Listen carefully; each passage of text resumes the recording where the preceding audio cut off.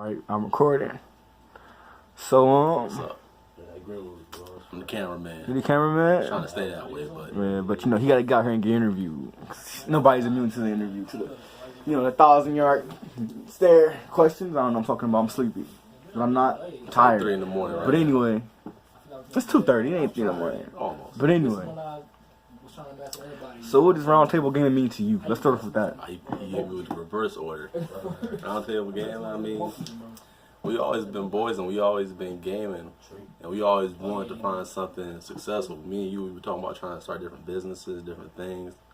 And none of it was vibing with me because I'm like, I don't really want to find some random product I don't care about and try to sell that. I don't want to try to get this degree and trying to push this. Yeah, and push this product. But we always enjoy games. We'll sit here and we'll play games and just talk and be gone for hours and hours and hours. I even wanted to write stories about this. So this is just a way for us to connect, to be brothers, and at the same time push something that we can be successful off of. All right, let's move on from the mushy stuff. You know that soft stuff. Let's move on to the harder stuff. Like what games you like? Games I like games that are deep, games that you can start playing, and as you play, the world just opens up. Like I want to say the original Mass Effects, like the first 2 especially, maybe even the third one, the way you can just get into the game and you can, there's all these different elements, all these different decisions that you can get through. So there's shooters. You know I've always loved shooters. I was big in the original Call of Duty Modern Warfare 4. I played that game for, I think I had literally like 200 hours on it. All right. Kingdom Hearts. That's always been a dope game. Classic. Probably supposed to be looking at the camera, not at you. It was all good. But yeah, you got a good selection there. So you say you will play Mario Kart Racing? Yeah, I'm not really. I've never really been in casual games. That's my big thing. Mario Kart Racing is lit. I hear that. I would play. It's good. Like it's good. It's lit. But that's not what we're talking about you. Okay, so I've never really been into casual games. I've never really been into Super Smash or nothing like that. But I was never really a Nintendo gamer in general. Like my first system that I really played on was the PS2. Then from that to 360, the Xbox One, the PS4. Sony boy, yeah. Yeah. So. I get it. All right. So what's your goal? My goal? In what? In life or in this? In this. Like what you passionate about when it comes to these games? What you see yourself doing if this blow up? I mean, if this blow up, I see first off us being able to game full time and not having to worry about people talking to me about it. Like people saying, "Oh, you're not doing nothing with your life. This is my life, and we're actually being successful." And I want to say, not to cut him off, but this is his interview. I know y'all can't hear me, but I already had an idea. This whole YouTube system, YouTube community thing, it works. It has created a whole new class. I'm going to say it created a whole gamer class. Like how, in ancient days you had the warrior caste system. And all they did was sit down and talk about and discuss how to fight, how to martial art, how to throw a perfect jab, uppercut, whatever. It's the same. Life is like, life is, history is cyclical. So it's the same thing with this. Now you got people who can really sit down and just play games. Because when we all grew up, we always heard, oh, maybe you can make it into a job. Now we doing that. So, I already knew what he was going to say, and that's probably the answer to this question, but I just want to say that's something that's coming. And, you're going to see more channels like these. You're going to see more people trying to come and do it because now it's time to do it. You really should only be in school if you're going for, engineering, medicine, something serious. Any other degrees you can just go out and do. So, Or if you go, you got to go with a plan. Right. You can't go just because your parents tell you to go and you don't really want to go, but you go. Right. Some of us coming from that, and we still ended up here. You can't leave your class. No matter what you're trying to do, right? But that's a whole other argument. That's a whole other discussion. But anyway, all right. So give me some favorite characters.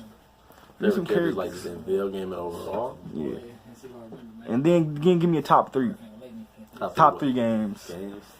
Favorite characters. I'm gonna give you a top 3. I gotta give a spot to Black Ops 2 just because that game was so good in making sure that every weapon had a use. Every weapon was enjoyable to play with. And I took that for granted back then, but now you play games and it's just like the guns all feel the same. They're all. I'm hearing the critics. Right now. They're like, nah. Like this game is cancer. It was cancer.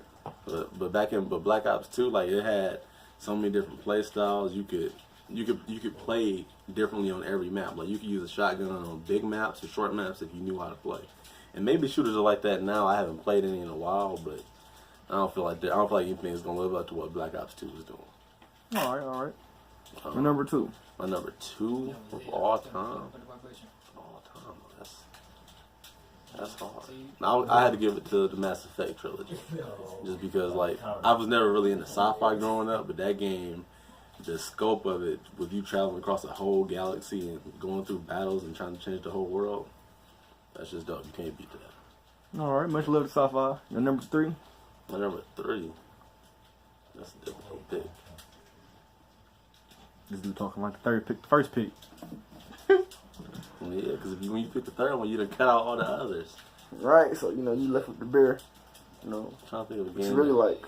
I guess I have to. I think I'm gonna have to give it to Borderlands, just because you don't get too many games where you and the crew can all play together and actually sink your teeth into it. Like we can play Borderlands for a week and still have some stuff to do. You don't get that, even if it's just beating the game and doing New Game Plus.